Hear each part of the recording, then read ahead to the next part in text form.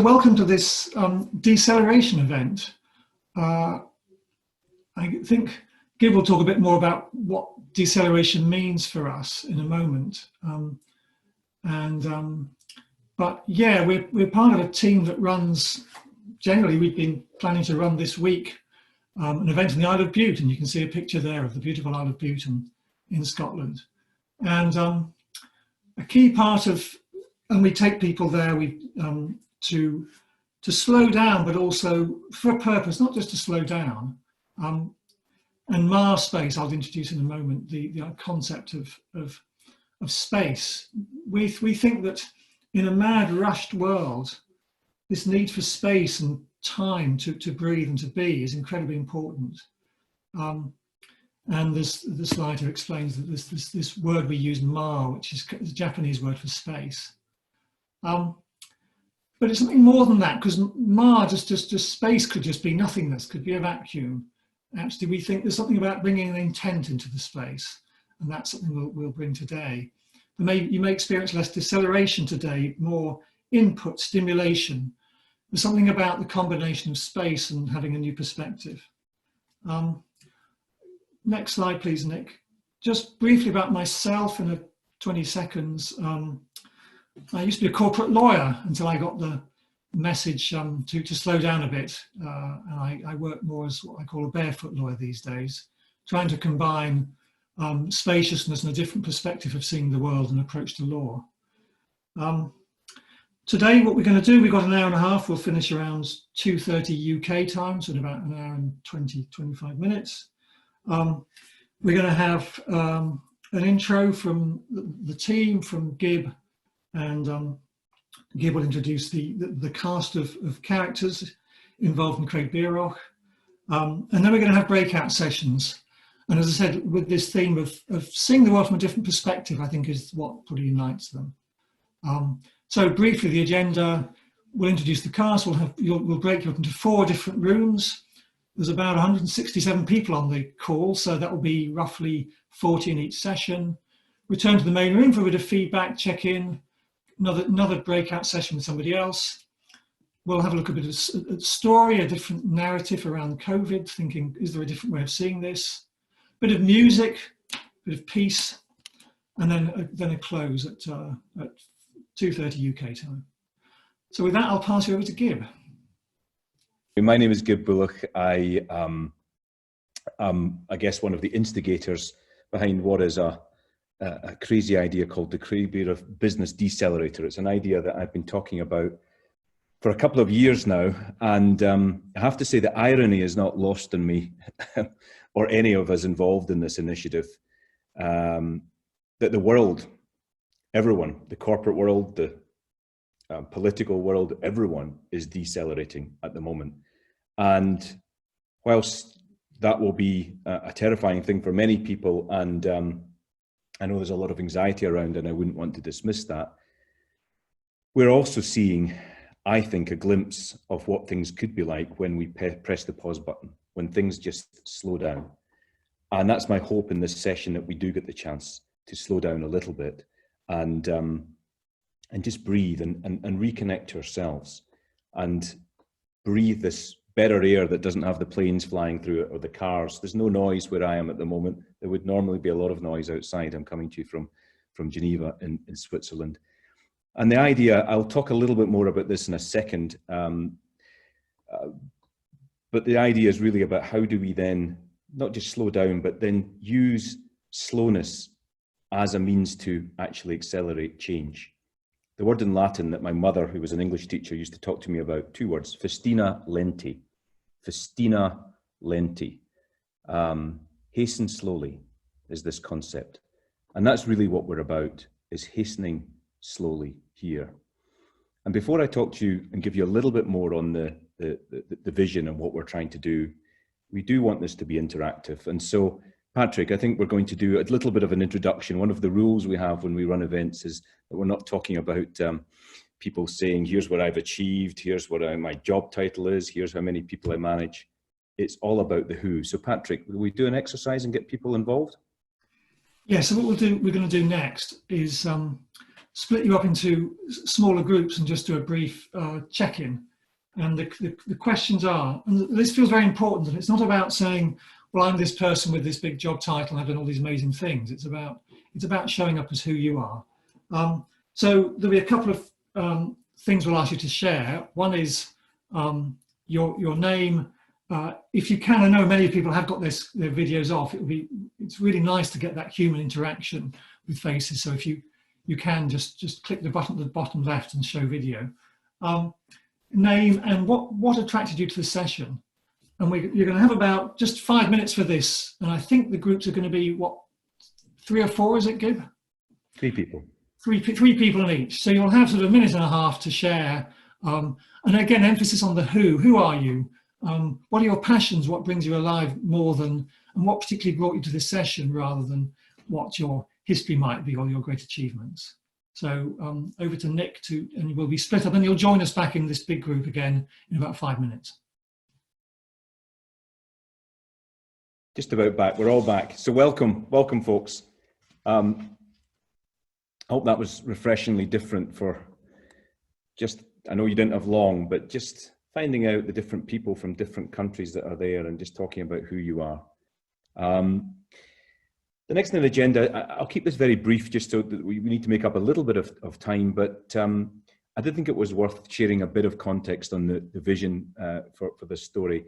My background, very briefly, I worked for a long time in the corporate world. I grew up on the island of Bute, where some of you are coming in from. I see even my sisters there, where you may see later on. And that was always a beautiful island to go back to. I was in the hustle and bustle of London, but I always had this sanctuary to go back to on the island of Bute in Scotland. Some of you may have been there. And in the corporate world, I was very much interested in the purpose of business and the role of business in society, and I still am. And after a period of sabbatical about 20 years ago, I found myself working in a small, or working with a team to create a small maverick business unit within Accenture. I was in Accenture for 20 years, the management consultancy, and created this not-for-profit. I prefer to call it the not-for-loss arm of Accenture.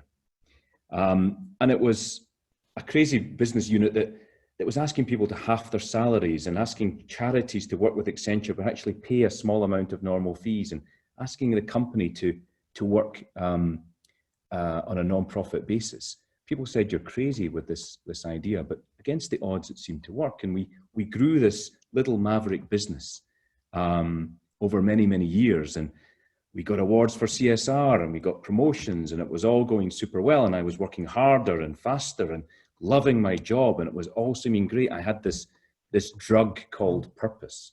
You know, I'd found this purpose, and nothing could stop me, I thought. But about 5 years ago, after a fever in India, it triggered some sort of manic episode, and I found myself actually, unexpectedly, the resident of a hospital, a mental hospital, psychiatric hospital in Glasgow. Me, who loved my job and came from a good family and was happy and I had enough money, and how could this happen to me? This happens to other people, but it happened to me. And so when something like that happens to you, you know, it's a bit of a wake-up call. You can't choose what happens to you. You can only really choose how you respond. And I responded by trying to let go of the pace that I had been, the relentless pace. Even though I was enjoying my job, it was a relentless pace that I'd been working at. I did a bit of traveling the world. I wrote a book about the experience. I'm not here to sell books, although it's called The Entrepreneur, Confessions of a Corporate Insurgent. If you don't understand what I'm saying or my accent, one bit of advice, don't buy the audio version of the book. But the book is really a story about letting go. It's a story, yes, to try and break taboos around mental health, because there are still so many taboos around mental health in the workplace. But it's also trying to say that actually, I don't think that this crisis of disengagement in business, burnout in business, of anxiety is a failure of the individual. We see it as a weakness, a failure of the individuals to adapt to our system, to not be tough enough to survive the corporate world. I'd rather say it's actually a failure of the system. I think it's a perfectly natural reaction for people to behave strangely in a bizarre system. And this notion of entrepreneurship and how we actually get people to maybe change the system but bottom up is something I'm passionate about, and supporting a movement of people to do this. But it did occur to me that if we want to create entrepreneurs, whether in business or in NGOs or in politics, if we want people to waken up and see that they have agency to drive change in their organizations, large and small, then they're not going to do that if they've been working 72 hours in the week and chasing some arbitrary bullshit objectives, KPIs that they've been handed down. If we want people to really change, they have to start by changing themselves.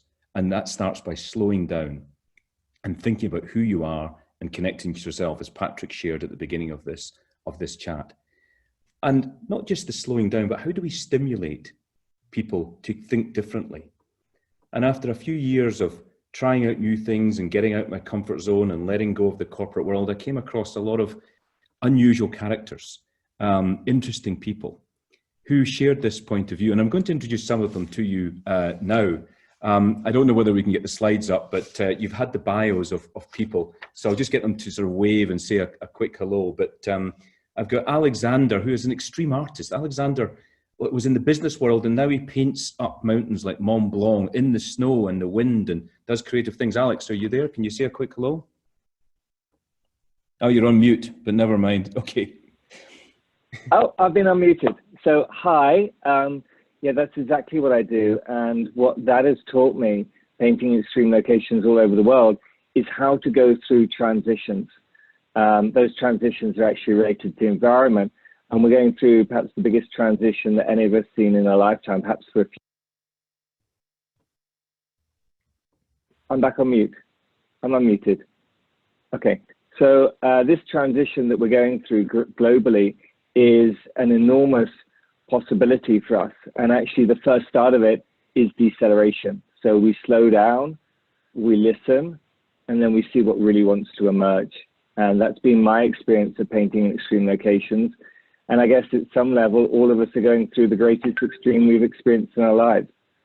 So privileged to be here. Thanks for inviting me, Gib. Thanks, Alex. And maybe we can just, if Nick, if we can unmute Vicky and the other performers of the cast. We'd like to, trainers just seem so mundane. We're going to talk about performers here. Vicky, do you want to give a wave? And Vicky is... Hi, everyone. Thank you. Vicky, you are the improv comedy star of Geneva, or part of the troupe of the Renegade Saints, right? That's right. Not one of the most important things is it's not all by myself. We create things out of nothing altogether. I love that. Dis-nous, moins fort, s'il te plaît. Oh, somebody's coming. It was way too loud for somebody. Don't know who that was.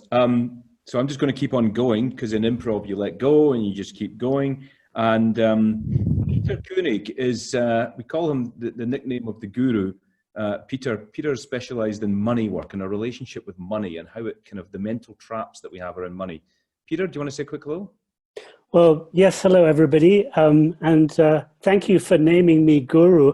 The literal word means weighty, and money does seem to have rather a lot of weight in our lives. I've been studying it for over 30 years, not how to make more of it, but the effects that the relationship to it has on us individually and also collectively and societally and globally. And how to change our relationship to it if we decide we would like to. So I'm really happy to be here. Also to express that following what Alex said, if you really want to slow down, decelerate, looking at your relationship to money, I think is absolutely key, because this is one of maybe the major aspect that is speeding everybody up. Thanks, Peter. Some of you will be able to hear a bit more about Peter's theories. Delphine, we nickname you the horse whisperer. You're a coach, but you're a trained neuroscientist as well. Do you want to say a quick hello from France? Oh, you need to unmute. We'll unmute you. Hang on. Hello everyone. I'm in Reims, the city of Champagne.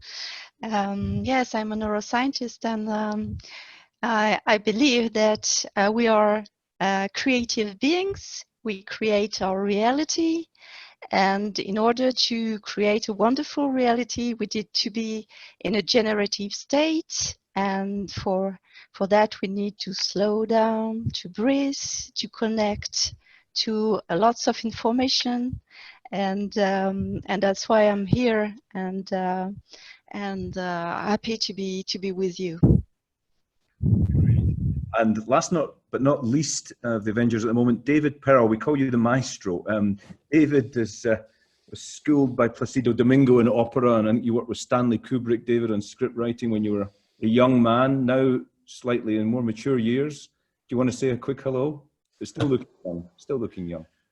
Thank you for the backhanded compliment, Geb. I rely on you for that. I still have my hair, which is back at you. Yeah. But just to say, it's a delight to be here. Like many of the people on the call, I have a background in the arts, and I've last few years been sort of stitching it together with the world of enterprise. So hopefully there's some value we can bring. One of the things that I work a lot on is story, and maybe we'll have something to say about that later in the call. But it's a joy to be here in these wibbly wobbly times. Wibbly wobbly times. That's a technical term. Note it in the chat. So these are just a few of some of the sort of fairly crazy, and I say that in the most kindest way, people who have sort of engaged in this idea of the deceleration, but not just chill out. This isn't just chill out time. It's about stimulating through art and improv and music and nature. We can't do nature on Zoom yet, but when we come together physically, that's what we do in Decelerators. So now you get a chance to break out for slightly longer. And Patrick, I'll pass out back to you, maybe just to explain what we're going to do here in slightly larger groups and for slightly longer. Over to you. Thanks, David. All right, yeah, so what we're going to do now is split you up into 4 groups with the first 4 Avengers you heard from Alexander, from Delphine, from Peter and Vicky. And you'll have 15 minutes with them. We'll bring you back for quick sharing and then break you out again. You'll be with a different cast member for another 15 minutes. So just to get a sense of, just to share that, yeah, I think that's nothing more to say. So when you're ready, Nick, do you want to split people up into 4 groups? What I'd like to do is invite the four cast members to one by one to share 20, 30 seconds thoughts. And maybe Alexander, if you're there, do you want to share? I haven't really had a chance to process what just happened. We did a very simple exercise for those of you who were not in my session, although I think I went into every single session at some point for at least 30 seconds. We did an exercise where I invited people to take a line for a walk and literally draw a line, which is, or take a line and focus on a challenge. And they had 3 minutes to do it, and then we turned it upside down. And when you do that exercise, and if you haven't done it, I invite you to do it. And the challenge you could focus on could be, you know, what's happening globally at the moment, or it could be something to do with your wealth, your health, relationships, or your job. What happens is suddenly you see things from an entirely different perspective. And so I then invited people to come in and join and share. And what happened is everyone saw something different. And this is what we're being invited to do in this great transition we're going through, this historic moment, is to look at the world from a different perspective. Actually, not the world, to look at our world from a different perspective. And if you can seize that opportunity, you will literally transform your life, you will transform your world. Beautiful. Delphine, do you want to share a tweet? Tweet, tweet. That's okay. So no, I was happy to share, and I had a very interesting question about how to bring people into the path of decelerating. And my way is to take their hand and explain via neuroscience how we function and why it is very important for us to decelerate, just to be in a generative state and to open to all the possibilities and not to be focused on something, denying everything else. So, and I find this is very interesting, because sometimes it's difficult just saying breathe, etc. It's maybe woo-woo, but it's a way by science to make people understand and benefit for their growth. Great. I'm just conscious of time. We could probably just squeeze in again a tweet from Peter or Vicky. Vicky, you go first. Oh, so I'll go first. I don't see she's on. So just very briefly, people are going to be very worried about money right now and in the next period. So I've just been explaining that money just works through the process of projection. And if you're able to to reclaim your projections on this thing, which we call money, then you won't be worried about what's happening. Perfect. Thanks, Peter. Vicky, you've probably got time for a tweet if you're there. Yeah, absolutely.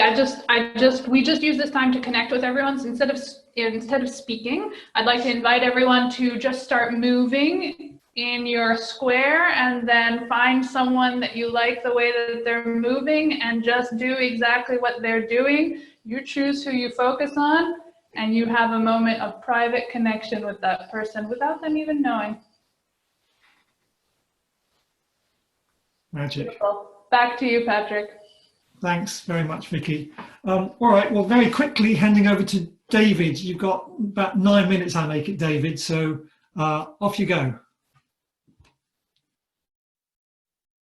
Unmute myself. Yeah, I mean, I loved it when you said, by the way, thank you for putting yourself in the fire, Patrick, and trying to be the ringmaster of this madness. So thank you for doing that. It's not easy.